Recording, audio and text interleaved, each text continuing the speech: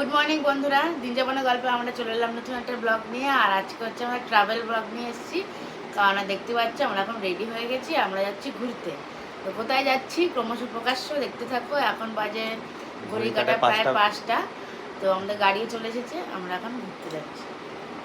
দেখতে থাকো তোমরা কোথায় যাচ্ছি, আস্তে আস্তে তোমরা দেখতে পাবে ব্লগটাতে। আর আমাদের কয়েকদিন ঘুরতে যাওয়ার ব্লগ আসবে, তো তোমরা একদমই মিস করো না আমাদের ব্লগগুলো, দেখতে থাকো। টালা ব্রিজের উপর দিয়ে গাড়ি ছুটে চলেছে। এই ব্রিজের উপর দিয়ে গাড়ি গেলে ছোটোবেলার অনেক স্মৃতি ভেসে ওঠে। তো এই দেখো আমরা পৌঁছে গেছি ধর্মতলার বাস স্ট্যান্ডে। আর আমরা বাসে করে যাব হচ্ছে দীঘা। তো ফার্স্ট টাইম আমি বাসে দীঘা যাচ্ছি। এর আগে কোনোবারই আমি বাসে দীঘা যাইনি। দীঘা যতবারই গেছি না কেন ততবারই আমি ট্রেনে গেছি। তো ফার্স্ট টাইম আমি ট্রেনে যাচ্ছি। পেছনের যে বাসটা মা চণ্ডী, এই বাসে করে আজকে আমরা যাব দীঘা। তো চলো বাসের ভেতরটা গিয়ে আমরা দেখে নিই বাসের ভেতরটা কেমন। এই হলো আমাদের সেই বাস মা চণ্ডী। তো এটা আমি অনলাইন রেড বাস অ্যাপ থেকেই বুক করেছিলাম এই বাসটা। আর আমাদের বাসের টাইমিং ছিল 6টা 20 নাগাদ। আর এইগুলো দেখো বাসের লুকটা তোমাদেরকে শেয়ার করলাম। আর এবার আমি ভেতরে প্রবেশ করবো আর ভেতরের সিটগুলো তোমাদেরকে শেয়ার করবো। তো এই দেখো মোটামুটি সিটগুলো ভালোই ছিল আর এসি ছিল। আর রেট পড়েছিল এটা 470 টাকা অ্যাপ্রক্স। এই দেখো আমাদের সাথে কারা কারা যাচ্ছে দীঘাতে। সবাই চলে এসেছে বাস স্ট্যান্ডে। কুচকি ইয়ে করে দাও।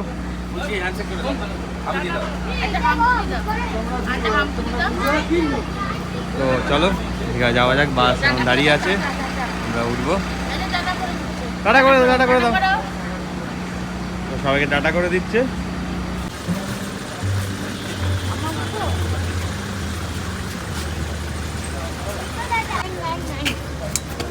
আমাদের 36, 37, 38, 39, 40। উঠবে, ওটার জন্য ঝামেলা, ওঠার জন্য ঝামেলা করছে আরেক মাস জানে। যাও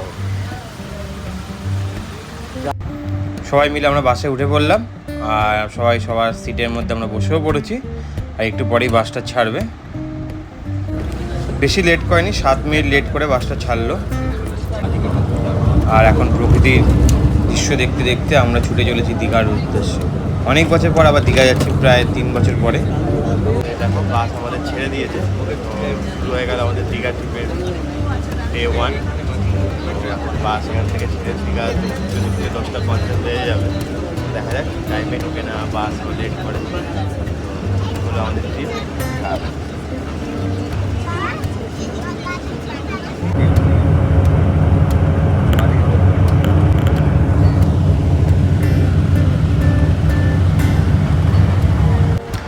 দু ঘন্টা যাওয়ার পরে মাঝখানে একটা জায়গায় হল্ট করেছে। এখন হল্ট করেছে। তো এখন আমরা এখানে একটু ব্রেকফাস্ট করব। তো দেখা যাক কে কী ব্রেকফাস্ট করে। 4 পিস লুচি দিয়ে ছোলার ডাল দিয়ে প্লেটটা নিয়েছিল 30 টাকা। বলুন স্যার, গরম আলু চপ, বেগুনি মুড়ি হবে, চপ মুড়ি হবে বলুন। চপ বেগুনি মুড়ি গরম আছে বলুন স্যার, বলুন আসুন স্যার। কত করে চপ মুড়ি? চপ মুড়ি স্যার 20 টাকা প্যাকেট। চপ বেগুনি মুড়ি দিয়ে 20 টাকা প্যাকেট। দুটো চপ নিলেও 20 টাকা, চপ বেগুনি মুড়ি 20 টাকা। বলো আসো ভাই, চপ বেগুনি মুড়ি। 10 মিনিট হল্ট করার পরে আবার বাস ছেড়ে দিয়েছে দীঘার উদ্দেশ্যে। এখন প্রকৃতির পরিবেশ দেখতে দেখতে আমরা এগিয়ে চলেছি দীঘার উদ্দেশ্যে। আর বেশিক্ষণ লাগবে না, আর প্রায় ঘন্টাখানেকের মতো সময় লাগবে, তার মধ্যেই আমরা দীঘা পৌঁছে যাব। তো ওয়েট করে আছি কখন দীঘা এসে পৌঁছায় বাসটা, তার জন্য।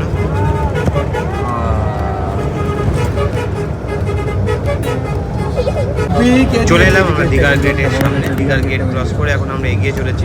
আর এই পাঁচিলের ওপারই রয়েছে সেই সমুদ্র, যার জন্য আসা। তো আরেকটু এগোলেই দেখতে পাবো আমরা সমুদ্রটা ঠিকঠাক করে। আর দেখো দূর থেকে তোমাদেরকে সমুদ্রটা দেখাচ্ছি। পৌঁছে গেছি আমরা দীঘাতে। তো এবার এখন যাচ্ছি আমরা হোটেলে। গাড়ি অনেকক্ষণই লেট করলো, প্রায় 40 মিনিটের মতন গাড়ি লেট করেছে। তো এখন যাচ্ছি হোটেলের দিকে, হোটেলে যাওয়া যাক। এই দেখো সামনে যে হোটেলটা দেখতে পাচ্ছ, নীল সাগর, এই হোটেলটাই আমরা বুকিং করেছি। ফোন করেই বুকিং করেছি। আর স্ক্রিনে আমি তোমাদেরকে নাম্বারটা দিয়ে দিলাম, তোমরা চাইলে এই নাম্বারে কল করে বুক করতে পারো। আর এই দেখো হোটেলের সামনে রিসেপশনটা। রিসেপশনের সামনে জয় জগন্নাথের একটা মূর্তি রয়েছে। আর এখানে অফিসের ফর্মালিটিসগুলো একটু করে নেবো, চেকিংয়ের সময় যা যা করতে হয় করে তারপরে আমরা রুমের দিকে এগোবো। আর হোটেলে লিফটের ফেসিলিটিও রয়েছে। এখন আমরা উপরে উঠবো রুমের দিকে। 4th ফ্লোর আমাদের রুম নাম্বার 301।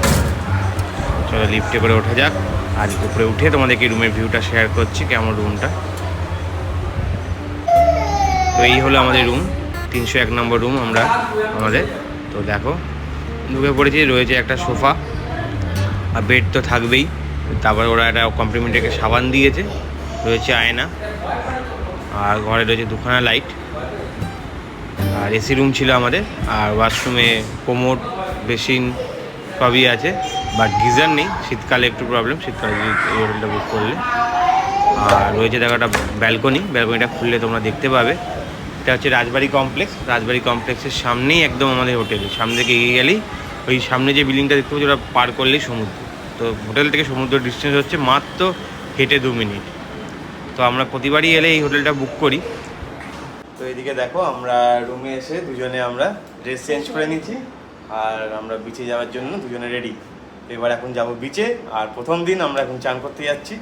2 দিনের ট্রিপ আমাদের, তো চান একদমই মিস করা যাবে না। অনেক দিন পর আবার দীঘায় এলাম, তো খুব এক্সাইটেড আমি।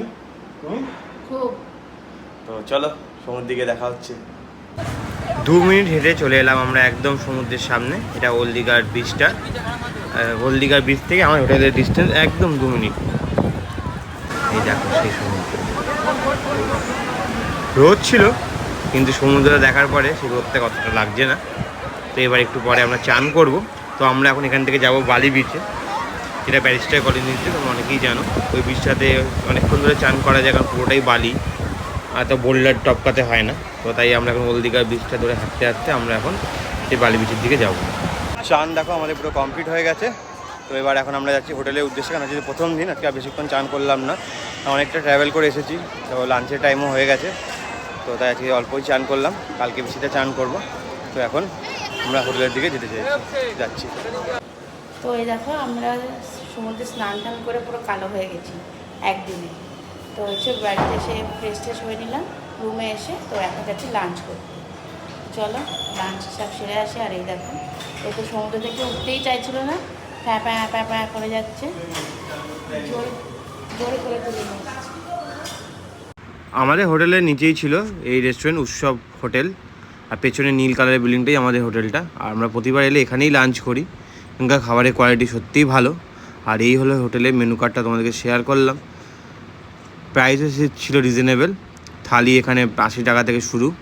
আর তারপরে মানে ভেজ থালি, এরপরে তোমরা যা নেবে ভেজ সেটে দেখা রয়েছে ভাত, আলু ভাজা থাকে, কোনো সময় কোনো পাঁপড় ভাজা, স্যালাড, 2 রকমের তরকারি, ডাল, আর এর সাথে তোমরা যেটা নেবে। তো এদিকে দেখো আমরা বিকেলবেলা এখন দুজনে রেডি হয়ে গেছি। তো এখন যাবো একটু সমুদ্রের পাড়ে। সমুদ্রের পাড় থেকে তারপরে আবার ঢেউসাগর যাওয়ার ইচ্ছে আছে আজকে। তো দেখা যাক যাওয়া যায় কিনা। যাই হোক, তো এখন আমরা বেরিয়ে পড়ি বিকেলবেলা সমুদ্রটা উপভোগ করার জন্য। 2 দিনের জন্য, তো তাই কিছু মিস করা যাবে না। তাই সময় নষ্ট না করে আমরা এখন বেরিয়ে পড়বো সমুদ্র দেখার জন্য। রাজবাড়ি কমপ্লেক্সের মুখেই রয়েছে একটা কালী ঠাকুরের মন্দির। এই মন্দিরটা পেছন দিকে হচ্ছে হোটেলটা। তো সবাই এটাকে চেনো তোমরা যারা দীঘাতে আসো।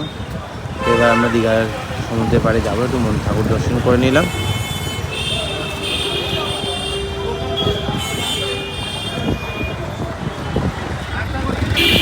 বেরোনোর একটু আগে 2-3 মিনিট আগে আমাদেরকে বলবো, হ্যাঁ আমরা ছাতা আনতে যাবো, মনে হয় বৃষ্টি নামতে পারে, তোমরা ছাতা নিয়ে বেরোবো।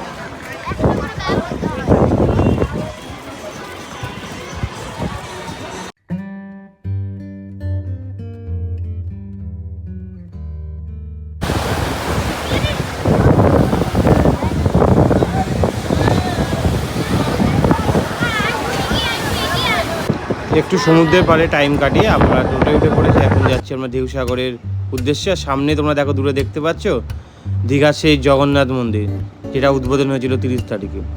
তো দেখো লাইটিং দিয়ে কি সুন্দর লাগছে জগন্নাথ মন্দিরটা দেখতে। তো এখন আমরা যাচ্ছি ঢেউসাগর। আজকে আমরা জগন্নাথ মন্দির যাব না, আমরা কালকে সকালবেলা জগন্নাথ মন্দির দর্শন করব এবং ঠাকুরকে দর্শন করব। আর এখন সামনের ভিউটা দেখতে দেখতে আমরা ছুটে চলেছি তোমার ঢেউসাগরের দিকে। তো দেখো সুন্দর লাগছে দেখতে।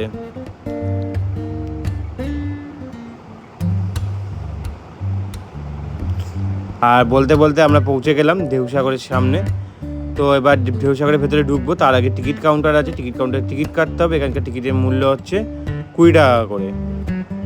টয় ট্রেন রয়েছে, এই টয় ট্রেনটা করে মানে ঢেউসাগরটা ঘোরায়। চলো আমরা এখন ঢেউসাগরটা ঘুরে দেখি।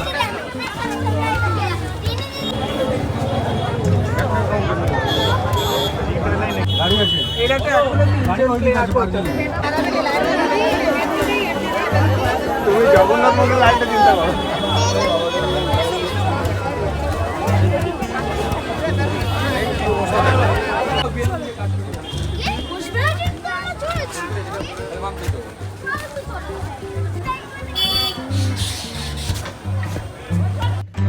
ঢেউসাগরের ভেতরে আমরা ঢুকে পড়েছি, আর এখানে দেখো কত ফুড কাউন্টার।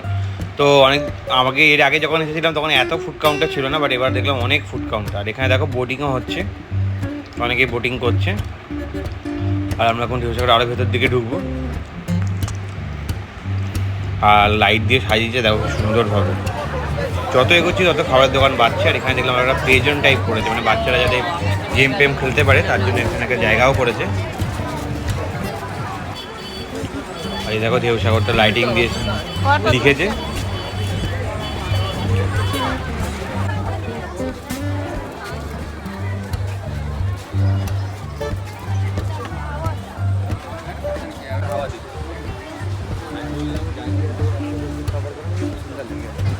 তো এই ঢেউসাগরের ভেতরে দেখো একটা সুসজ্জিত জাহাজ রয়েছে, এটা দেখার জন্যই অনেকে আসে।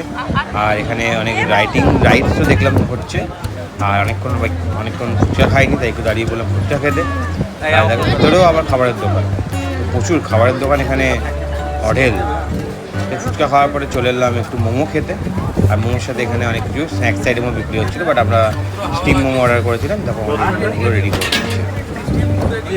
মোমোগুলো নিয়েছিল 70 টাকা করে পার। এবার তো একটু টিফিন করে নিলাম, করে এবার আমরা এগিয়ে চলেছি আবার এক্সিট গেটের দিকে। তো দেখো ঢেউসাগরের ভেতরে কী কী দেখার জিনিস আছে সেটা তোমাদের এখানে লিস্টের মাধ্যমে আমি দেখাচ্ছি। তোমরা চাইলে ভিডিওটা পজ করে একবার দেখে নিতে পারো। আর এখানে দেখো একটা পাখি আছে, পাখিটা দেখার জন্য কি সুন্দরভাবে লাইটিং করে সাজিয়েছে। মানে বলতে পারি ঢেউসাগরটা পুরোটাই লাইটিংয়ের খেলা, লাইটিং দিয়ে পুরো ঢেউসাগরটা সাজানো। আর এবার আমরা ফিরবো, ফেরার সময় আমরা টয় ট্রেনে উঠে পড়েছি। এই টয় ট্রেনের ভাড়া ছিল 10 টাকা করে। তো এখানে অনেক ধরনের টয় ট্রেন আছে, কোনোটা ভাড়া 50 টাকা, কোনোটা ভাড়া 10 টাকা। আমি একটা জিনিস বুঝলাম না, তো আমরা এই টয় ট্রেনটাতে উঠেছি, এটা করে এখন আমরা যাচ্ছি একদম মুখে। ঢেউসাগর ঘুরে আমরা চলে এলাম আবার সমুদ্রের পাড়ে, যেটার জন্য আসা। তো দেখো কি ভিড় হয়েছে। যদি ছুটি ছিল, ছুটিতে অনেকেই দীঘা ঘুরতে এসেছে। আমরা যেমন ঘুরতে এসেছি, অনেকেই ঘুরতে এসেছি, তাদেরও ছুটি ছিল। আর এখন আমরা একটু সমুদ্রটা দেখে তারপরে একটু সমুদ্রের পাড়ে হাঁটবো, দোকানপত্রগুলো দেখবো কোথায় কী বিক্রি হচ্ছে। আর সন্ধ্যেবেলায় সমুদ্র পাড়ে আসতে খুব ভালো লাগে। ঢেউ দেখো আসতেই চলেছে, এর কোনো শেষ নেই। আর দীঘা এসেছি আর একটু মাছ ভাজা খাবো না তা তো হতেই পারে না, তাই দাঁড়িয়ে পড়েছি একটা মাছ ভাজার দোকানে। তো দেখো কত ধরনের মাছ এখানে অর্ডার দিয়েছিলাম চিংড়ি মাছ, ও দেখো চিংড়ি মাছ খাচ্ছে, আর তার সাথে দিয়েছিলাম চিতল মাছ। আর এখন অনেকটাই রাত হয়ে গেছে, আমরা সমুদ্রের পাড়ে রয়েছি, এরপরে হোটেলে চলে যাব। তো আজকের ব্লগটা তোমাদের কেমন লাগলো তোমরা জানাতে একদমই ভুলো না। আবার দ্বিতীয় দিনের ব্লগ নিয়ে তোমাদের সামনে আমরা চলে আসবো। তো প্রত্যেকটা ব্লগই তোমরা দেখো, আর ভালো লাগলে লাইক কমেন্ট শেয়ার করতে একদমই ভুলো না। টাটা।